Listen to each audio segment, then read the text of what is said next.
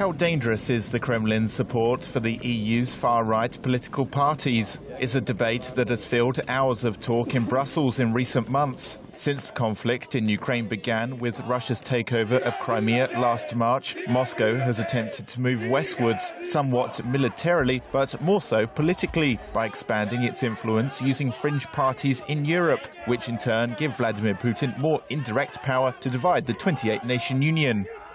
For example, Hungary's far-right Jobbik party, riding on a wave of anger over rising European unemployment and immigration levels, Jobbik has emerged to be the country's third-largest party. If support grows further, Brussels faces a real threat that after elections in 2018, a far-right party could, for the first time, come to power in a European Union member state. Jobbik chairman Gabor Vonár is hopeful for the future. I understand if opponents are trying to nail us down on something and claim that this is just some sort of media hack or some vile turn, but in time we'll show who is right. It is my sincere intention to turn Jobbik into a people's party.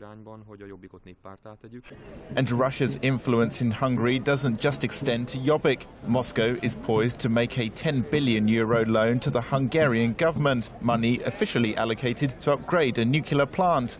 Some political thinkers say, though, that the agreement actually consorts to buying influence. It's a deal that partly sparked these anti-government demonstrations.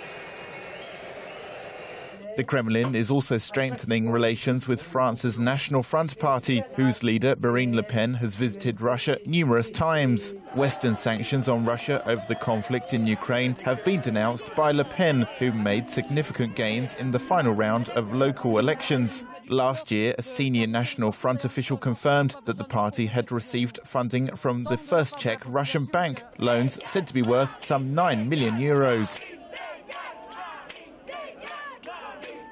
Greece's Golden Dawn is another of Putin's extremist partners in Europe. The party's members are infamous for their use of Nazi symbols and organised violence at rallies, on top of its strong anti-EU, anti-immigration rhetoric.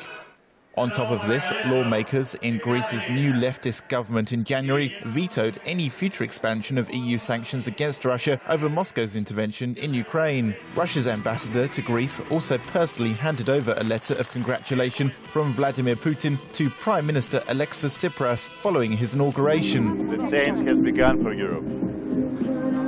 For most Ukrainians, though, the idea of Putin partnering up with European far-right parties is ironic, given that the Kremlin has waged an information campaign to justify its actions in Ukraine by claiming that it was saving Russian speakers from Ukraine's supposed fascist government. The threat of Putin's influence in breaking up European unity is a real one, a challenge to be taken very seriously by Brussels in the future.